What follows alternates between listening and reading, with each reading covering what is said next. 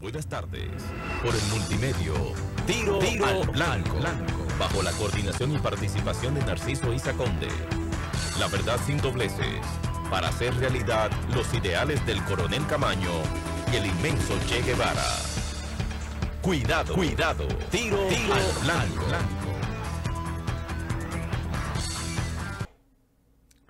Buenas noches, amigos de Tiro al Blanco. El miércoles 12 se realizó en el Hotel Lina el Foro Socioambiental Cambio Climático 2025, que reunía a organizaciones que tocan el tema del clima y del medio ambiente en prácticamente todo el territorio nacional y que se realizó en el marco de la cumbre que ocurre en Brasil. Los países deben elaborar un informe nacional que recoge no solo la idea de los gobiernos. Estos informes nacionales están obligados a recoger también la opinión de la sociedad, por lo cual el proceso de elaboración del informe es un proceso ampliamente participativo, que no limita el hecho de que hay una posición oficial del gobierno, pero también se debe oír y se escucha en estos foros la voz de la sociedad. Este año, para este foro no ocurrió.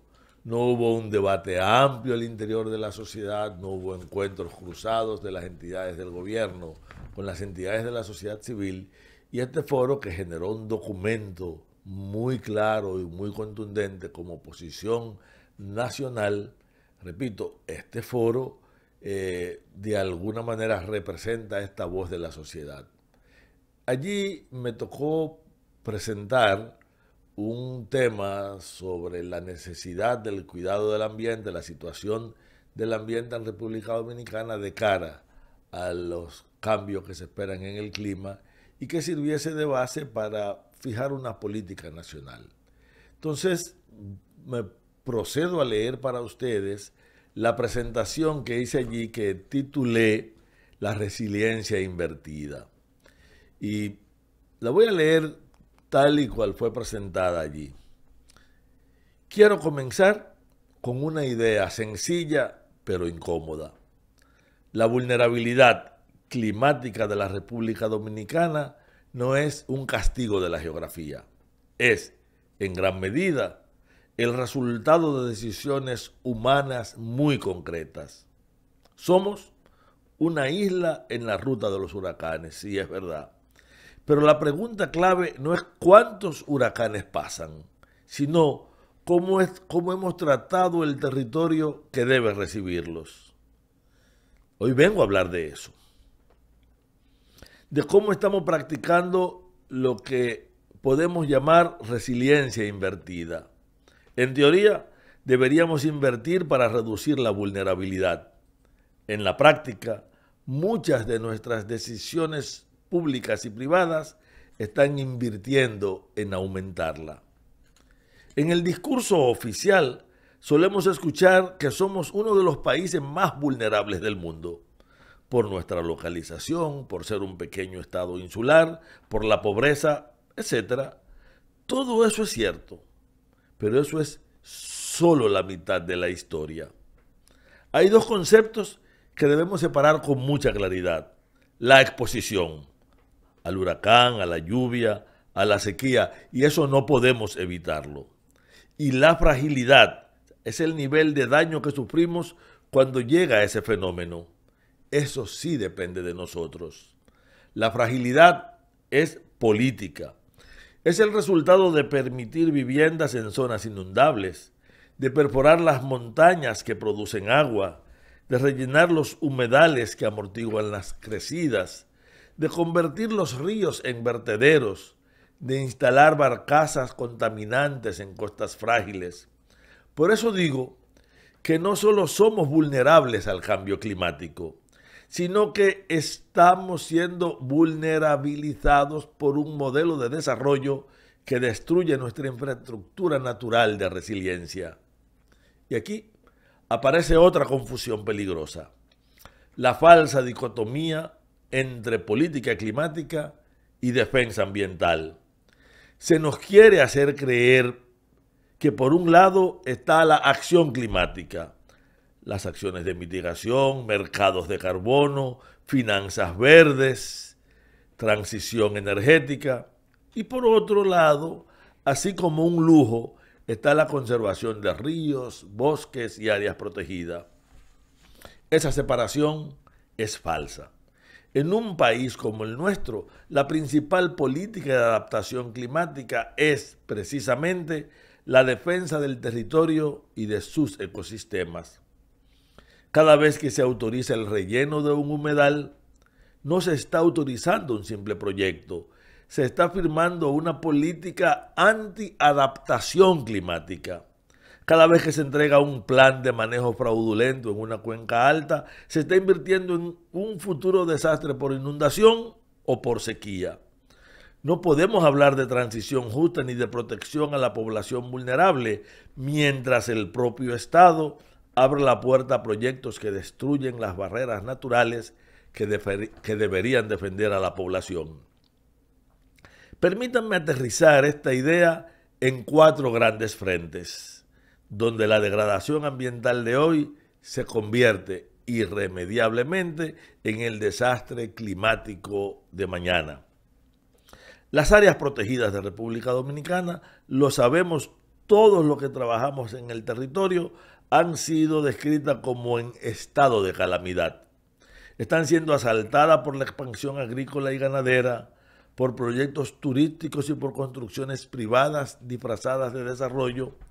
Un instrumento clave de esa agresión son los llamados planes de manejo forestal en su entorno, que en demasiados casos funcionan como un eufemismo para el saqueo.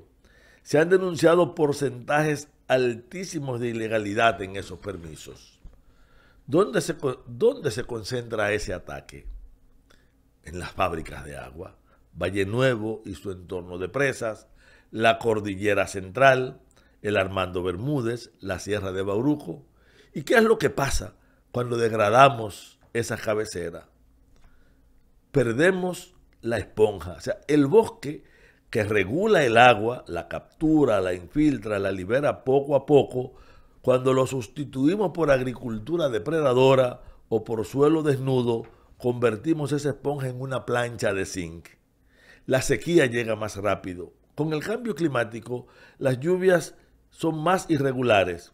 Un suelo sano amortigua esa variabilidad. Un suelo compactado la amplifica. Donde antes teníamos estiajes soportables, ahora tenemos sequías severas. Pero también las inundaciones son más violentas. Cuando finalmente llueve fuerte, el agua baja sin freno arrastrando suelos, piedras, viviendas, inunda comunidades aguas abajo y sedimenta las presas, reduciendo nuestra capacidad de almacenar agua para consumo humano y energía eléctrica. Y aquí aparece una contradicción muy dolorosa. Participamos en programas de reducción de gases de carbono como el RED+. Recibimos pago por conservar bosque. Pero simultáneamente, desde el propio aparato estatal, se emiten permisos que abren la puerta al desmonte. Es una especie de esquizofrenia política. Cobramos por conservar mientras subsidiamos la destrucción. Óigase bien, subsidiamos la destrucción. El segundo frente son los humedales y manglares. Quizá la infraestructura de defensa costera más barata y más eficiente que existe. Sin embargo, en todo el país tenemos un patrón de relleno sistemático para turismo, para agricultura, para expansión urbana. Pienso en nombres concretos. Bucanyé en Pedernales, El Estillero en Samaná, las intervenciones en Luperón, en Montecristi y muchos otros casos menos visibles, pero igual de graves. ¿Qué es lo que perdemos cuando rellenamos un manglar? Perdemos una barrera física que disipa la energía de las olas y reduce la penetración de la marejada ciclónica. Perdemos una esponja natural capaz de absorber enormes volúmenes de lluvia y de laminar la crecida. Pero perdemos el jardín de infancia de la inmensa mayoría de las especies, tanto del mar como de tierra, que allí buscan refugio. En términos climáticos, el mensaje es brutal. Rellenar un manglar para construir un hotel es demoler el muro de contención de ese hotel antes de que llegue el huracán. Y cuando el huracán llegue, no será un desastre natural, será la consecuencia lógica de una decisión de uso de suelo, de una decisión política. Lo mismo ocurre en las ciudades. Cuando rellenamos humedales periurbanos para levantar urbanizaciones, el agua desplazada no desaparece, simplemente busca otro lugar. Las casas de la gente que vive río abajo, las avenidas, el metro, los hospitales. El tercer frente son los ríos y cañadas, que deberían ser las arterias por donde respire el territorio. Hoy, muchas de esas arterias están obstruidas por tres agresiones continuadas. 1. La contaminación masiva de aguas residuales e industriales. 2. La extracción de agregados que altera cauces, destruye vegetación de ribera y socava puentes e infraestructuras. Y 3. Por la gestión fallida de residuos sólidos, con vertederos a cielo abierto y toneladas de basura lanzadas a cañadas e invernales. Cuando llega un evento de lluvia extrema, como la del 2022 y del 2023 en Santo Domingo, o las recientes relacionadas con Melissa, el problema principal no es solo la cantidad de agua, es que el agua no tiene por dónde circular. Se encuentra con ríos convertidos en zanjas de escombros, cañadas rellenas, drenajes taponados de plásticos. Esas inundaciones urbanas no fueron acto de Dios, fueron acto de negligencia. Cada funda de basura que lanzamos a una cañada es, literalmente, un ladrillo en el muro que va a inundar a nuestro propio barrio. Estas inundaciones son producto de políticas concretas del manejo del territorio. El cuarto frente es el energético. Y aquí quiero mencionar el caso de las barcazas termoeléctricas de Asua, símbolo perfecto de lo que se llama en ecología mala adaptación. Aumentan las emisiones de gases de efecto invernadero, colocan infraestructura crítica en zonas de mayor riesgo por marejadas y aumentos del nivel del mar, generan contaminación del aire y del agua que deteriora la salud de las comunidades costeras, operan junto a un refugio de vida silvestre, afectando ecosistemas marinos que son precisamente barreras naturales contra el oleaje y están además en violación franca de las leyes del país. Es decir, se nos vende como solución energética algo que agrava la crisis climática, eleva la fragilidad del territorio y sacrifica derechos de comunidades vulnerables. Piensen en Punta Catalina. Eso no es transición, eso es injusticia energética y climática. Nada de lo que he descrito ocurre por accidente. Tiene una causa raíz, la ausencia histórica de un ordenamiento territorial efectivo. Durante décadas, el país funcionó sin una ley marco de ordenamiento, pero la ausencia de ley no significó vacío de poder. Significó que el ordenamiento lo decidieron los mercados y los grupos de interés. En lo urbano, manda el valor inmobiliario. En la montaña y en las zonas rurales, manda el poder político local y nacional. En los recursos estratégicos, manda el poder de las comparaciones mineras y turísticas. Así, hemos llegado a un mapa en el que pocas cuencas altas están libres de presiones o concesiones, a un litoral donde las decisiones se toman mirando el folleto turístico y no la dinámica del mar, y a ciudades que se expanden sobre cañadas, humedales y falla geológica.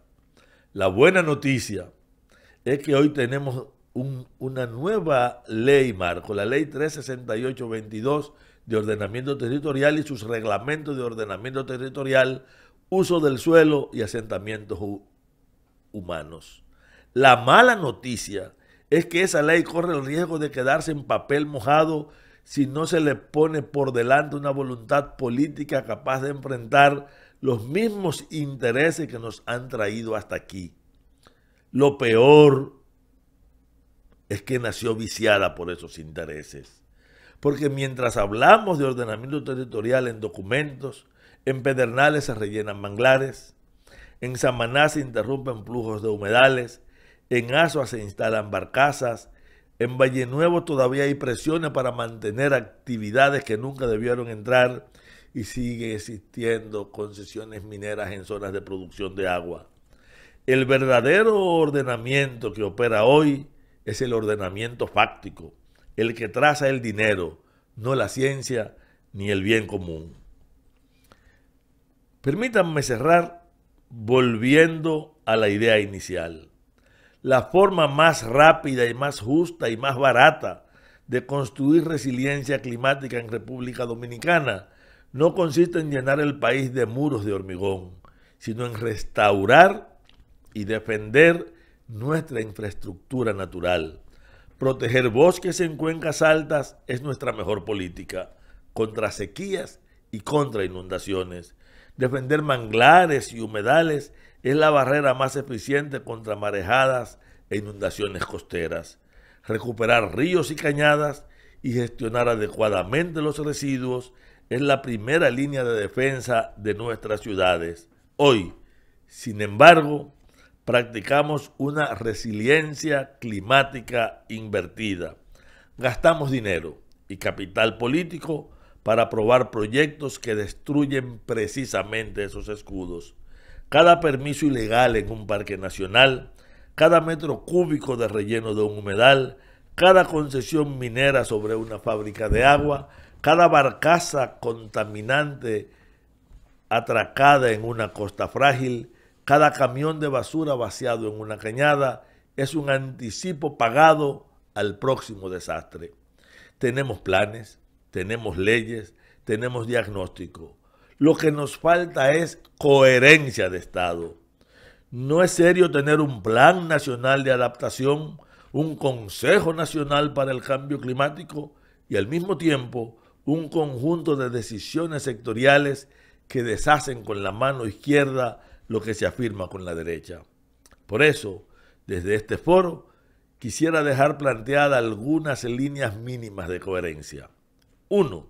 Moratoria inmediata a nuevos rellenos de humedales y manglares y una auditoría pública de los permisos ya otorgados, de todos. 2. Revisión profunda de los planes de manejo forestal en áreas protegidas y suspensión de aquellos que no cumplan criterios científicos estrictos. 3. Aplicación real de la Ley 368-22 de ordenamiento territorial con planes de ordenamiento que identifiquen las fragilidades reales y que se eliminen aquellos vicios con los que nació esta ley al servicio de determinados intereses. 4.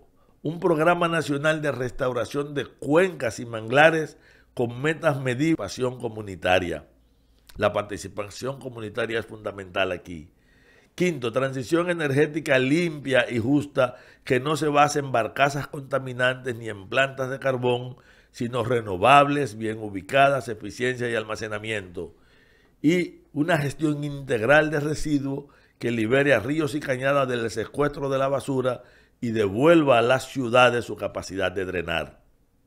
Defender las áreas protegidas, exigir la restauración de los manglares, aplicar sin excepción el ordenamiento territorial, no es frenar el desarrollo, es, por el contrario, la condición para que el desarrollo sea posible, para que podamos seguir viviendo con dignidad en esta isla que amamos y que compartimos. No es romanticismo ambientalista, es política de seguridad nacional. Es la forma más sensata de proteger la vida, la economía y el futuro. Cuidado, cuidado. Tiro al blanco.